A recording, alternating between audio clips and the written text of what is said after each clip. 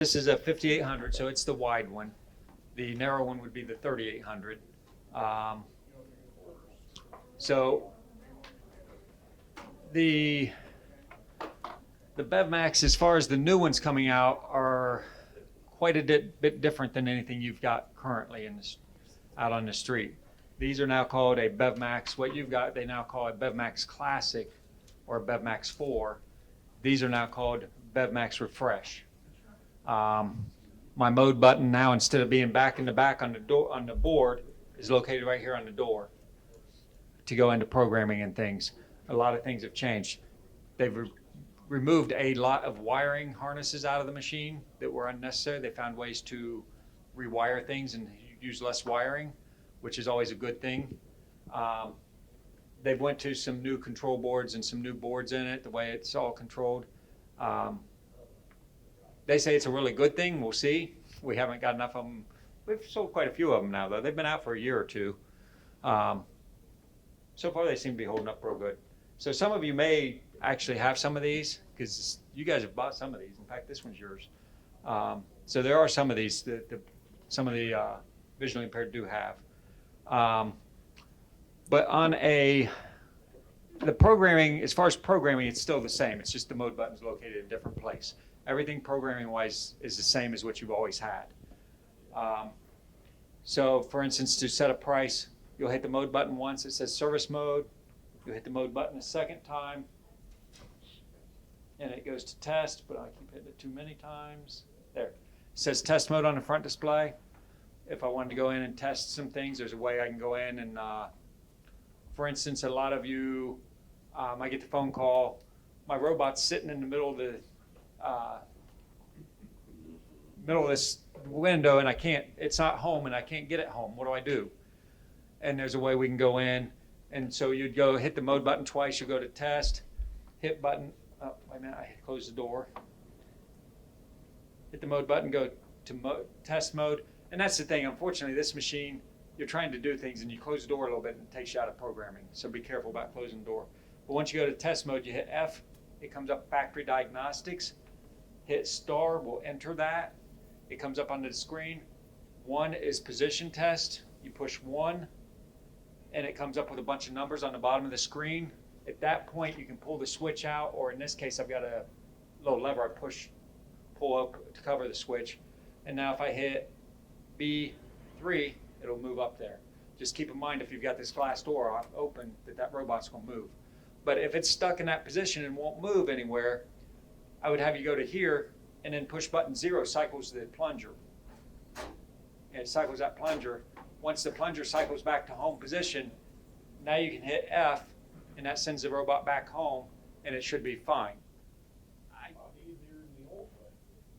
Yeah, Bobby, sometimes you have to either, depending on where the plunger's at, you either have to lift up on the cup a little bit or push down on it. So before you hit the 0, because sometimes they'll bind on top of the shelf or below the shelf, depending on where it's at.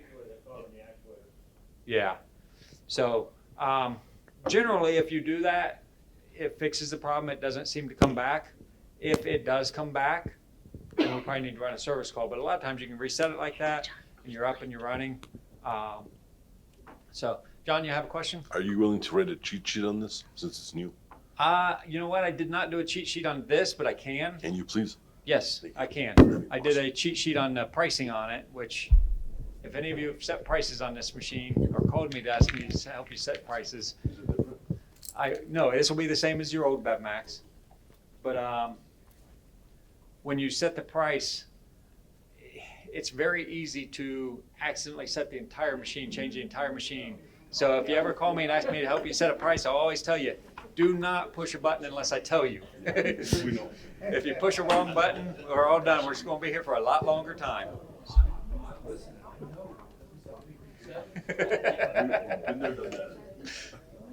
So, but to set a price on this machine, you would, let me get there. Set a price on this machine. We hit the mode button once, it'll take you to service mode. 7 to go to pricing. Once you get to set price, you'll hit 1, or I'm sorry, wait a minute. You hit 7 and then star.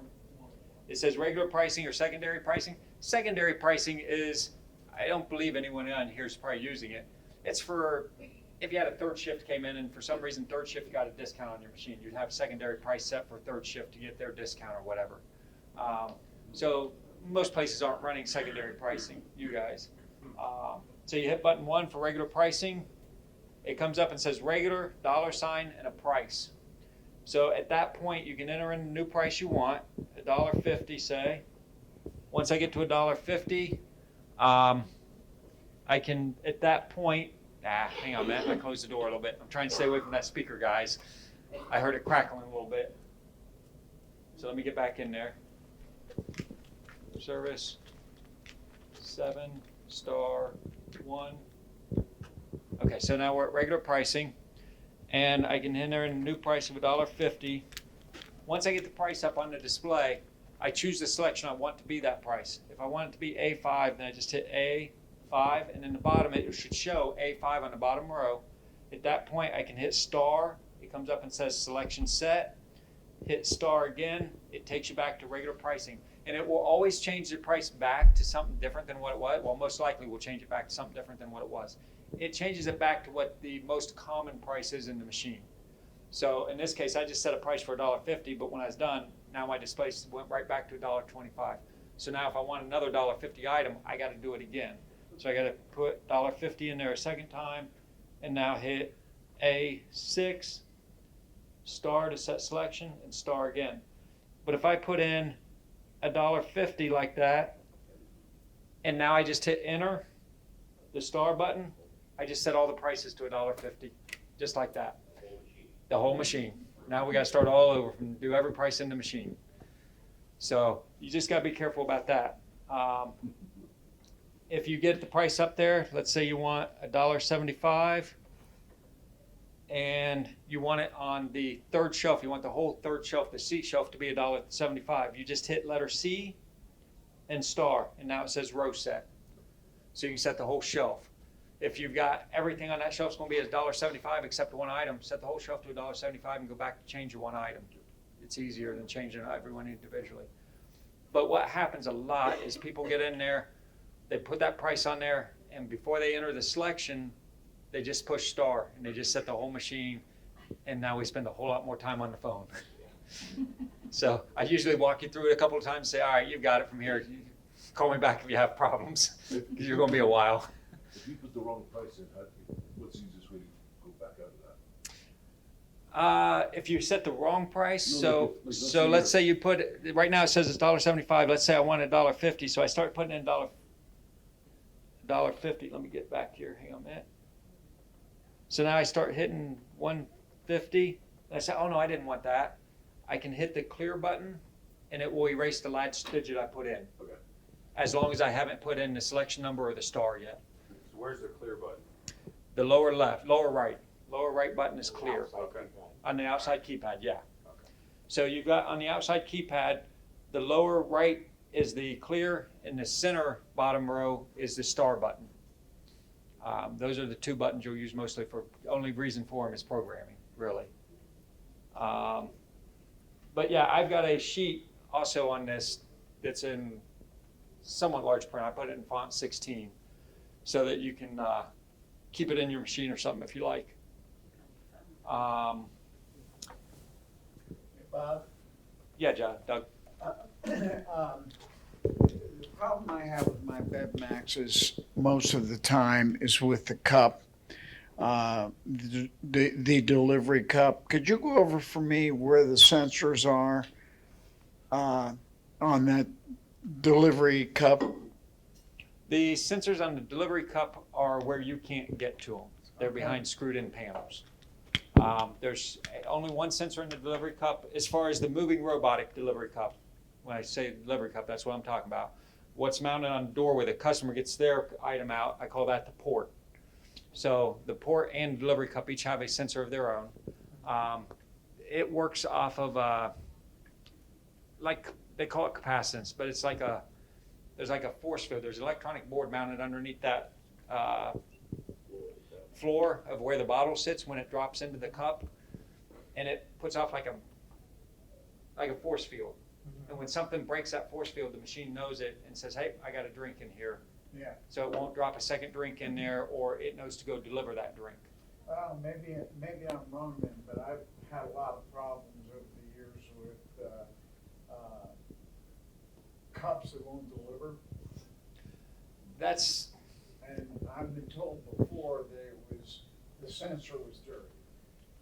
But what I'm hearing now, it's impossible to get that sensor. right, that dirty sensor's not gonna be dirty, but what can happen is the floor, that floor right there, gets dirt on it and starts hanging up the bottle. So when the bottle slides off the shelf and goes slide into the cup, Right. the bottom hangs up some, and it only goes part way in. Now the robot takes off to move, and it does one of two things usually. Yeah.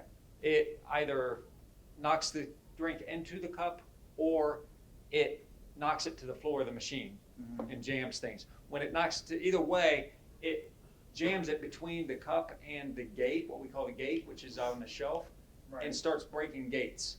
The gates will start breaking. So it's real important to keep the bottom of that cup clean in there. Okay. Yeah, Kurt? The other thing you'll have issues with is on the plunger. If you have a bottle that gets busted or a can or whatever you're doing, and it gets on that plunger will not fire as hard and push that gate open as it normally would. So you got to keep that plunger clean. Yeah, the plunger needs to stay clean. They actually have changed the plunger over years. They put a little step on it. Most everything out on the street now should have that step by now. I can't imagine that we still got a machine out there that doesn't have the step, but Norm's kind of looking like maybe it's possible. So maybe I'm wrong. But most of them would have a little step on it to give it a little bit, extended the plunger a little bit so it pushes it a little bit more. Could you talk a little bit about where that plunger is? It is located I'm having on trouble the, it's the part that comes out and releases the bottle. So it's located on the front of the, well, as you're facing the machine looking at it, it's on the back of the cup. It's between the cup and the shelf. And it's a little piece that pokes into the shelf and releases the gate. Yes, yep, Oh, okay. yep. Yeah. Thank you for that. If you're facing the machine, it's on the back edge, and the top of that plunger is flush with the floor of the cup itself, where your product sits, but it's on the back side. Okay. I've never really had a problem with my plungers. Okay. I can't remember calling in a service call because of that. Sometimes the plungers go bad, or a lot of times, unfortunately, one of the biggest problems with this machine are the shelves, the glides, the slides. They get sticky or get dirty. The bottles don't slide into the cup properly. Now they start dropping. It drops a bottle at the bottom. Now the bottle breaks, and it just gets worse. But once those start getting sticky, you're also getting the plunger sticky. There's a switch on the bottom of the cup, what we call a Y switch. It gets sticky. The tracks get sticky. It gets into what we call chain harnesses, and the chain harness gets sticky. Usually during the day when the machine's being used on a regular basis, a lot of times it works okay. It's first thing in the morning after it's sat all night, and that syrup's gummed up overnight or got hard overnight. Right. And now first thing in the morning, it don't work for a few vends, and it starts working again. Right. That sometimes happens too. But the slides are a lot of it, especially on the lower shelves, because the lower shelves are where the pop sprays up to. It sometimes when the pop can, especially if it's cans, those cans are so thin anymore, as you know, Right. they break so easy. There's gears on the bottom of this tray, and sometimes it sprays up and gets into the gear boxes and will cause gumming up in there as well. What you got, Kurt? Hey, Bobby. So on the cup drop, Uh-huh. on the, what you're calling, I call it, no, Okay, the port? the port. Okay, the port. Is it still this, when the sensor's gone bad, that door keeps banging, banging, banging, banging, banging, banging? No, that's usually a switch. There's two The switch. switches on the top of that port, one to tell the door it's open, one to tell it's closed. Okay. On this machine, there's been a lot of changes made on this machine. Does a lot it- of changes for the good. Does and- this still have that square plastic thing that goes in it that break? Port cam. The port cam, yes. Okay. It still has a port cam. But let me explain something. On this machine, on these new machines, they put a new type Freon in here. And because of the new type Freon, they had to make a lot of changes on the machine. That's why a lot of these changes took place and why we've got new circuit boards and why we've got new switches and everything. Because of the new Freon. They're concerned if the Freon were to leak too much, it's flammable. And so if the board, so now all the logic boards and everything are sealed. They're sealed so that and the switches are all sealed. They're special switches. We can't take the parts off the old machine and put them onto this machine. For one, they won't fit anymore. But two, we run the risk of that putting in something that could spark. So for instance, on the bottom of the picker cup, you're probably all familiar with, on the bottom of the picker cup, the switch on the bottom of the picker cup, and how it gets sticky and gummed up. They did away with that switch, and well, they didn't do away with the switch. We still have the switch, but they put something in there called a reed switch. And a reed switch, that's just the name of it. It's a switch that's worked by a magnet. So we've got a switch in here now that's in the bottom of the cup, and mounted down here on the base of the machine is a magnet. So when it gets down there, it hits the magnet and it makes. So even if syrup gets on it, it still works. We don't have to worry about the syrup anymore on that. So that should eliminate a lot of problems with this machine, we're hoping. But they've made that change. They've, like I say, they've sealed all the boards. They've just made a lot of changes. On this, what I started to say is on your port assembly, those two switches that we're talking about, one tells the machine doors open, one tells it's closed, those don't exist anymore. Now they're worked by a magnet. It's a low logic board in there, which logic board was always there, but the switch was mounted to the logic board.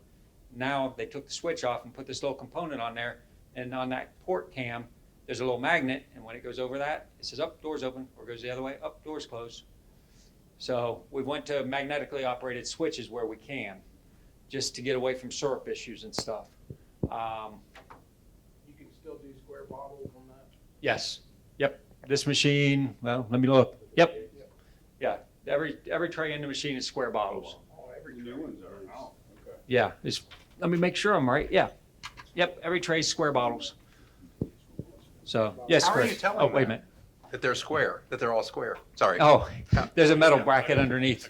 There's a metal bracket underneath the shelf. And it's the shape of the gate, there's prongs on the gate to help hold the product, Yeah. and you can tell by the shape of them. Okay. The square But bottles. the fast way for me to know, I look underneath, I see the metal bracket. If it's all plastic under there, I know it's not square bottles. If it's got the metal brackets under there, it's, they're square bottles. Is that on the older machines? Okay, as well? okay. Yes, under the bottom shelf. Yep. Under the bottom. Well, I'm sorry, under the bottom of every shelf. Yeah.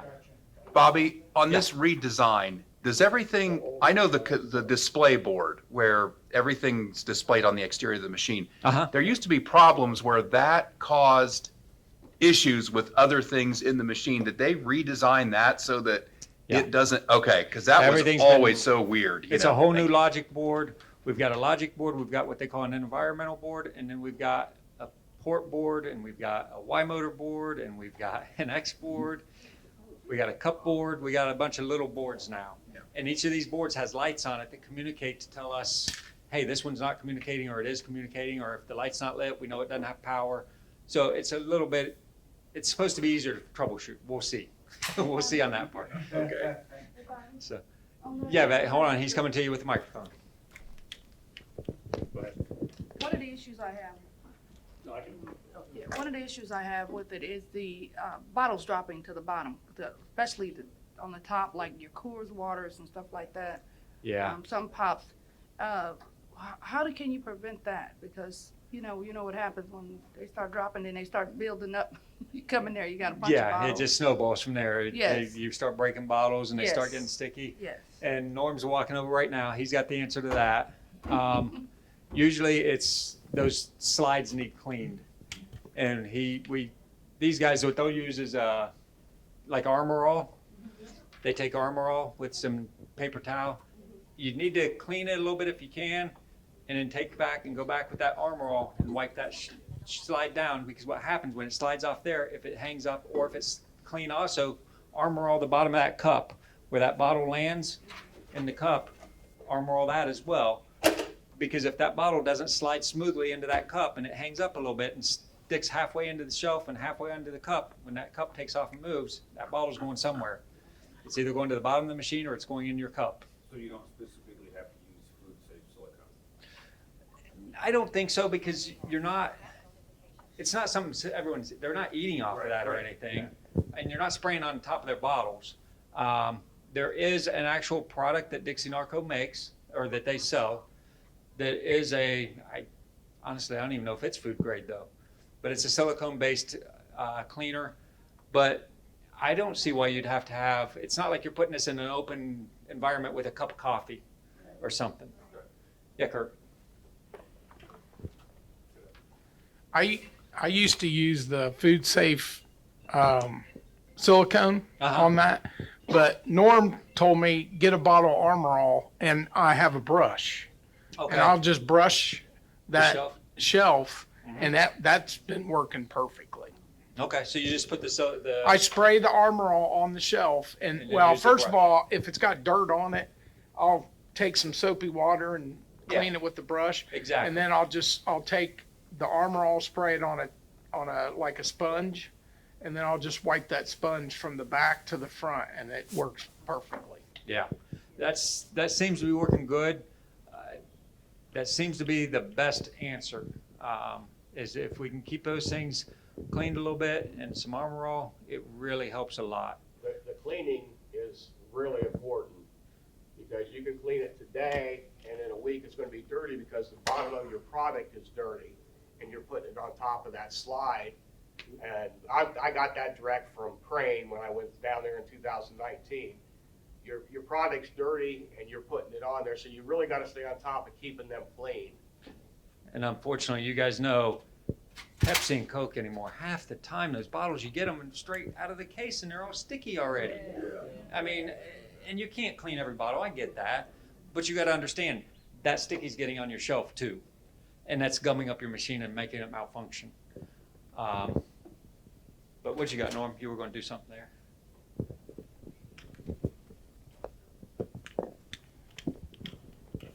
Most of you running Pepsi, Coke products, 7-Up. If you've taken a look or felt their bottles, the way they're designed, they've got the ergonomic bottom air to make it easier to hold. Well, that's a good word to call it, pistol grip. Well, the top's wider now than the bottom of the bottle. The way this machine was designed, back when they originally designed it, was for basically the old style bottles that were pretty much symmetrical top to bottom. Well, now when the bottles come out, the gate catches down on pretty much the narrowest part of the bottle. So that bottle naturally wants to tip a little bit. Well, bottle sits in there at an angle, okay, already top heavy. So any drag on that bottle sliding down, being pushed, it's going to cause that bottle to lean even more. When we say use, or I say use Armor All and keep your shelves clean, helps that bottle slide much freer. Gets down to that gate, when it fires all the way out into the cup. If it's tipped, the top part of that bottle is going to hit the back side of that cup, and that's how it's going to land in there. The problem is that if your bottle's tipped in the cup, anyway, the bottom base of the bottle is going to be sticking out. It takes off and goes to deliver it. Well, it passes right past all these other actuators. It hits those actuators as it's going across there. You end up with bottles halfway out the gate. So when that robot goes back through, gives it a little bit of vibration, what happens? That bottle falls. You're finding bottles in the bottom of your machine. I can't tell you how many service calls. It's dropping bottles in the bottom of the machine. I get there, I find bottles halfway out the gate. Or I find bottles sitting in there at an angle where the caps are sticking out. And like Bobby said, two things are going to happen. That robot goes by, it's going to catch that bottle that's leaning out, going to loosen up your gate or break it. Or two, when it gets in the cup, it's going to start hitting actuators as it goes and loosens the other ones up. That's why most of you, if I've run a service call for you on a BevMax, what's one of the first things I tell you? Make sure you keep your gate or runners clean and use some Armor All. Yeah. And if you're going to use Armor All, make sure you get the protectant, not the cleaner. The cleaner is not going to do nothing for you. The protectant actually is designed to soak into the plastic. It's twofold. Serves two purposes. One, it's giving that runner that lubrication for those bottles to slide, but it's also creating a barrier to keep that crud that comes on the bottom of the bottles from building up. And it's going to make it a lot easier to wipe off. People say, well, how often should I do it? In my opinion, every time I come there, if I've only got one bottle or the runner's empty, clean it before you put new product in. And it don't take but maybe 5 seconds tops. Brush it off, spray a little Armor All on a rag, wipe it on there, put your product in and go. Because I think though it's the common excuse I hear from most of the operators I have dealt with, I don't have time to clean it. Okay? Is 5 minutes, 10 minutes cleaning your shelves in your machine worth having that machine down for a day, maybe a day and a half before one of us can get out there to take a look at it? That's my answer to most people. So, do you like losing money? There you go. Yeah, that is the biggest problem we find with BevMax though, is that everything is so, these bottles, when you guys are getting them now, they're so sticky that it's just transferring to the shelves. And it just causes a lot of problems. Not saying that's every problem with a BevMax, but that's a lot of problems. And the other problems we do have, a lot of times it's because of this being sticky, it broke a gate or it did some other damage. It dropped a bottle into the bottom, so it broke, and now we got a sticky switch on the bottom of your picker cup or something because of that. Things like that. So do you have a question, Doug? I did. Talking about Armor All and the slides and stuff, would Armor All also work well for wiping the flight deck of mechs? No, I would not recommend that. Yeah. I would probably just clean those with mild detergent soap and like a dish soap or something, and a wet cloth, wipe it out lightly. I'm not sure what that would do to a coin mech. Yeah, that might cause some issues. Yeah. All right. Most of your coin mechs now have electronics built into them. So if you got too much Armor All on your rag and start wiping in there, that stuff's going to run down and possibly get into your electronics and cause you more problems than it's going to do you any good.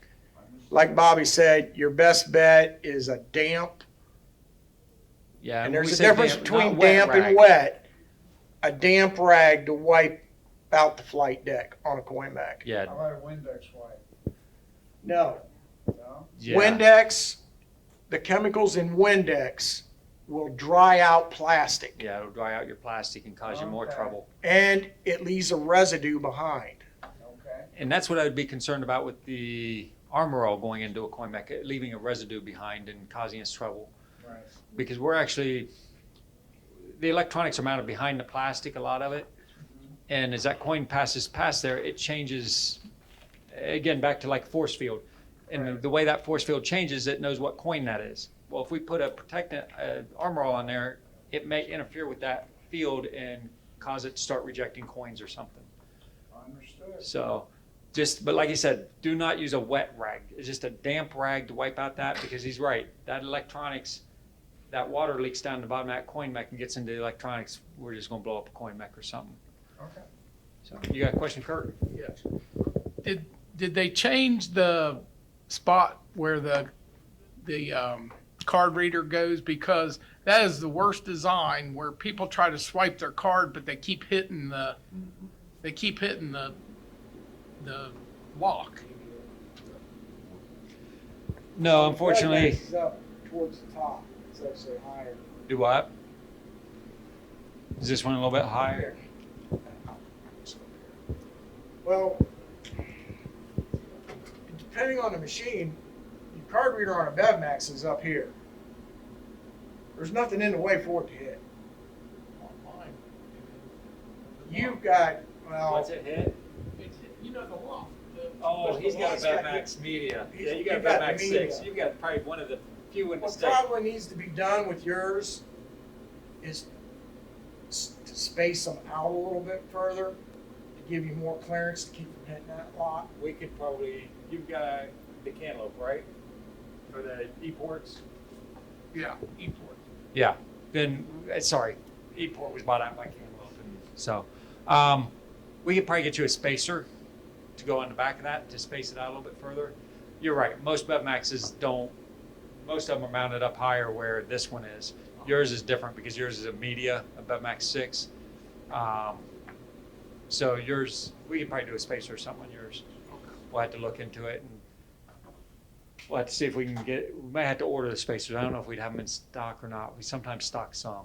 Sometimes if they have the chip, that's, Yeah, you can just put the then chip just card tap up and there. go. Yeah. Yeah, yeah.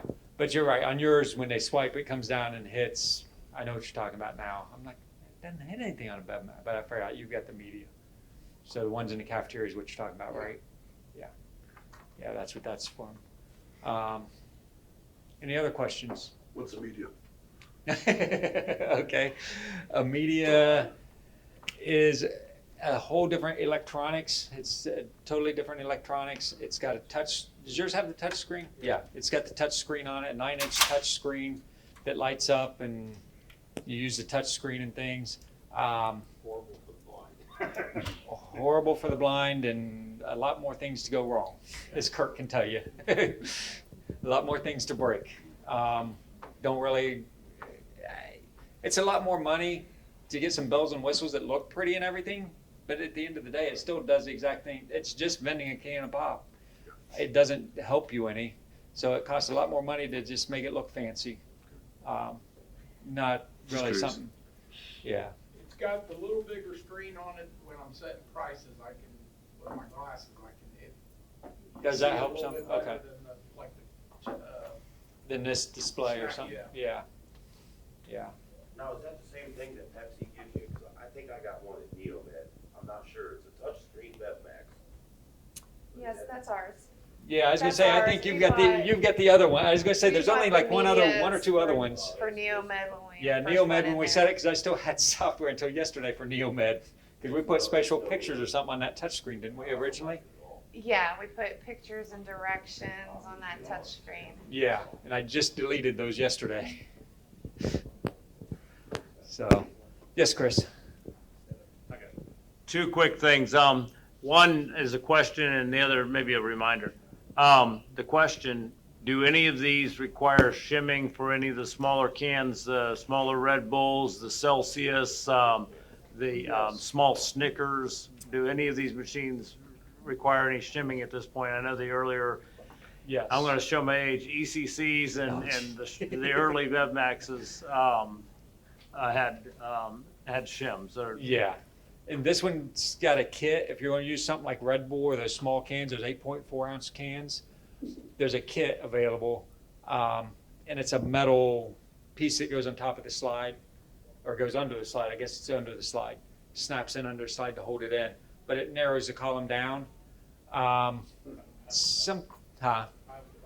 they work pretty good for you, Kurt? Okay, So- and then second question, and the second, this is a reminder, I think you want to talk to people about cleaning the condenser. Yes. The condenser on this machine, on some of your machines, you don't have the capability. On the early machines, when Dixie and Arco built this machine, they didn't think to put anything in there so you could get to the condenser to clean it. We have to actually remove a panel, which to remove the panel, we have to remove the whole bottom shelf out of your machine to remove the panel to get in there to clean that condenser. On the newer machines, there is a access port down here in the bottom. You just twist it. It's real simple. Hang on a second. They combine. As long as you're Hercules, it's real simple. You What just happens twist it. when you sit behind a desk all day? All right, fair enough. But there's a port, a round disc that comes out, and now you can reach in there and clean that condenser. And boy, I'll tell you, the ones that are not cleanable, when they come in from you guys and we get them, prepare them to go back out, we peel a whole like sheet of paper off the front of that. It's so thick, the dirt, we just peel a blanket off of there and throw it in the trash. It really makes a big difference to clean these. What we're trying to do, if we have enough time, and normally we do, when they bring a new old BevMax out of this warehouse and say, hey, we need to prepare this for Kurt, we'll try and order the parts to convert that over to, so we've got a port assembly in there so you can clean it in the future. But sometimes it takes time for that to come in from the factory. We don't always have them in stock. Huh? Just cut a hole in it. Cut a hole in it. Tape a piece of cardboard over it. Cut a hole in it and put a tape piece of cardboard. I just say along the line, if you're gonna clean those, get you a 90-degree angle bristle brush, and don't put your hands in there. Yeah. It will cut you up. Just, I carry a little brush, it's got about a 2-inch round head on it with soft bristles, well, kind of medium bristles with a long handle, and I can get that in there, and I bring all the lint down to the bottom of the condenser, and then I'll pick it up with my hands. But they will cut you up if you get your hands up against those fins. Tell a secret, Jim told me it was his toothbrush. Yeah. Can you use I have a canister back, can you use like a little edger to? You want to be careful. If you do something like that, when you stick it in there, just don't push on those fins in there. If you bend them, the idea is that air has to flow between those fins. Okay. So when the dirt gets in there, the air can't get through the fins. If you bend the fins over, the air can't get through the fins. Okay. So just be careful there. I've seen a machine come in once and all the fins were bent flat. It's like, well, okay, no wonder your machine quit working. So. Where's the actual air intake at, where it sucks the air in? Underneath the machine. So what's down there? Let me make sure it's still the same. Yeah, it's still the same. It's a Floor of the screen machine basically. with square holes cut in it for the It's- air to pass through. Yeah, it's basically That's just, it. and the square holes are about 2 inches in diameter. So is there any cleaning that needs to get done to that? Then it's Not really, because they're small 2x2 square holes. So pretty much anything can suck through there. A big piece of paper, a label off a candy bar, anything candy bar wrapper can suck up through it, whatever. We're not worried about that. So I don't understand what you want us to clean in addition to the cleaning we already do. Well, and you may be doing it already, Doug. It's the actual front of the condenser, the refrigeration unit. We're Okay. cleaning that. Oh, Clean that okay. up, keep the dirt off of You that. mean that plastic piece on the bottom of the machine? It's behind that. Oh, And you may behind not that. have the access port. If you reach your hand out, Mm-hmm, this is a disc that comes out now on the newer machines. okay. You remove that, and now you can reach through that front plastic plate you're talking about, and back there is the condenser. Yours may not have it, so you may not be capable of cleaning Yeah, all yours. my BevMaxes are old. Yeah. Yeah, so you probably don't have this. Right. We're trying to add this onto the machines. As far as how long, I think 2-3 years or longer? I'd say 2. Probably a couple of years this has been out. So if your machine's much older than that, probably doesn't have it. Question. Yes, Can Eric? I go on Amazon and just buy evap cleaner, that coil cleaner, and spray that stuff on them? You could. I It's mean, it not would do gonna the same hurt it. thing. The only thing is that's going to run down and drip all over the floor of the building. So depending on if you're concerned about the floor underneath the machine. They ain't. Okay, that would be my biggest concern with it. We're You talking can do about two that. different coils here. Yeah. Bobby's talking about the condenser coil. You're talking about evaporator cleaner. They're two different things. Well, That- no, the he's cold not, one. he said evaporator, but he meant Right, well, I'm just condenser, saying. yeah. Yeah, the cold one. The evaporator cleaner will work on the evaporator to an extent. But to get that dirt, fuzz, and hair buildup that's on the condenser, it will not work. All it's gonna do is wet it down And let it go and in. let it get hard Yeah. and cause it to build up even more. Yeah, even if you use that, that would be more of a product if you brushed off the front of it and then you felt there was dirt packed back inside it, then you might use that coil cleaner to clean deeper down into it, back into it, where your Right. brush can't reach. Yeah. That's really what that condenser coil cleaner's for. What you got going? I was just gonna let him know, asked about the kits for the small cans. Those kits are for the square bottle shelves. The standard older shelves, you don't need those for the Red Bull. The gates now are a little bit narrower for the square bottles now, so that's why you have to have that kit for the Red Bull, because if you don't use it, they'll bend 2, 3 at a time. Try to put them in your cup. the Pepsi square bottle? Pepsi square bottle. That's the T. That's That the- G No, light. teas, yeah, they'll bend out of the square bottle shelf. Without any adapters. You don't need anything special for that. Okay. Yeah. But you're talking this new machine, right? Right, well, what we're talking about is they're talking about the small cans of Red Bull and Yeah. stuff like that, vending those. I got So- that. The square So- bottle, there's two different style shelves. Mhm. All new machines come with what they call the square bottle shelf now, Okay, throughout the whole machine. okay. Some of the older models, you could order a square bottle shelf and put in there. If you have that put into your machine, those you cannot run the Red Bull out of unless you have that adapter kit. Right. The other shelves you're fine with. Okay. So on the new machine, you would need the adapter. Yes. Yeah. And that was just top shelves. On this machine, it's, No, I mean the older. On the older machines, machines, just the top shelf. yeah, usually it was just the top shelf that had the, Well, Uh, just wherever they wanted, I put Yeah. several square bottle shelves in, and I just asked them which level do you want it at? Like Patty out of the post office, she had like the D shelf put in, what I ordered a shelf for.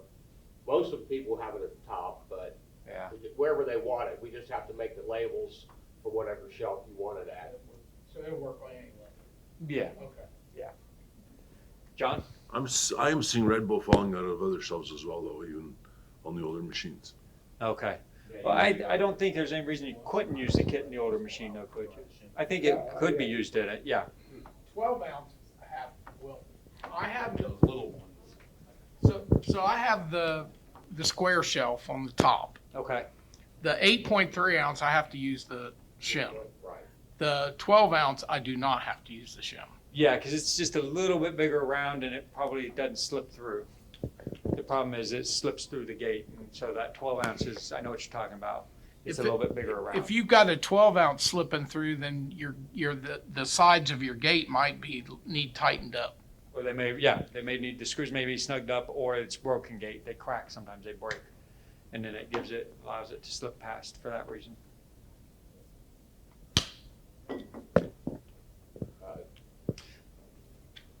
Mike? Hang on, he's almost there.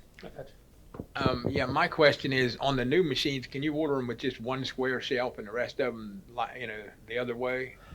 No, they're all square bottles automatically, because pretty much anything that'll vend in a regular shelf would vend in a square bottle. The exception being maybe the 8.4 ounce cans, those small cans.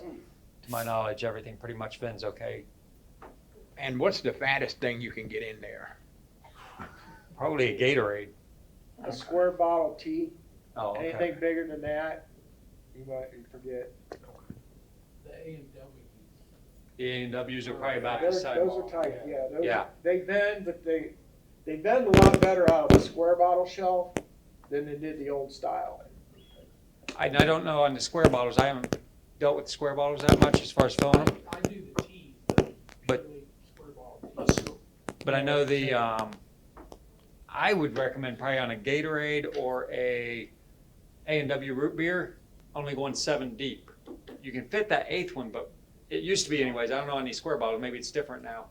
But on the original shelves, you were kind of jamming that last bottle in there, and it's Sometimes it didn't hit the trigger hard enough to bend them. I had Yeah. chili coffee for one a couple years ago that we had it packed tight. Took one bottle out and then they bended perfect. yeah, Gatorade, I didn't have a problem. A&W, I had good. A&W. Yeah, if you go 8 deep, that first bottle sometimes doesn't want to bend with the A&Ws, and I was thinking the Gatorade, but yeah. Yeah, Chris. Yeah, that's, especially with these older BevMaxes, and a lot of us still have 3s out and early 4s. Norm and Bobby, Jimmy have both been coaching me for the last few years to just load 7 deep on 20 ounce because of and I think that's been really good guidance because we're getting far less hangups where, because we were having trouble, particularly with Gatorades, not bending that first one, and therefore the column is just jammed up until we get back on on a subsequent trip. And so I'm really grateful for that. I feel like I missed an opportunity if I might have sold one more. But versus the prospect that I'm very possibly going to disable the whole column, I think that's been really good guidance. Thank you.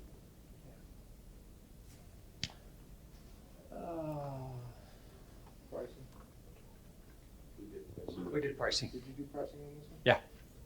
Yeah. I will mention, if we get any lease machines from Pepsi, Coke, their BevMax, which I hope, down in Athens, they're not getting Coke BevMaxes, but I don't know. The programming is totally different. Coke has their own programming. It's nothing like this. I have a cheat sheet that I got from Crane, but it's nothing like this. The programming is totally different. Coke has always done that with any machine that they've had made for them. It looks the same, but the programming is totally different. Yeah, I went to do a school for, when Sinise was still around. Went up and I was doing a school on another machine. He says, hey, well, you're here. Could you show you guys how to set the prices on this 501E? And it was a Coke machine. I looked at it and said, yeah, it's 501. Yeah, sure.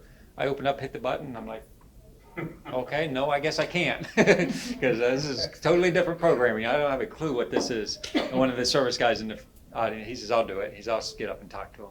So he did the school for me. So I'm like, yeah, no, I don't know anything about a Coke machine. This is what Coke does. When Dixie Narco builds a machine for Coke, they specify how they want the electronics done. And they have their own electronics in it, different than everybody else's. Pepsi uses the same as the generic machine, but Coke is different. So if you've got a Coke machine and you've got problems programming prices or something, unless one of these guys know, I don't know. So you may have to contact Coke. No Coke BevMaxes. It'll be easier. There you go.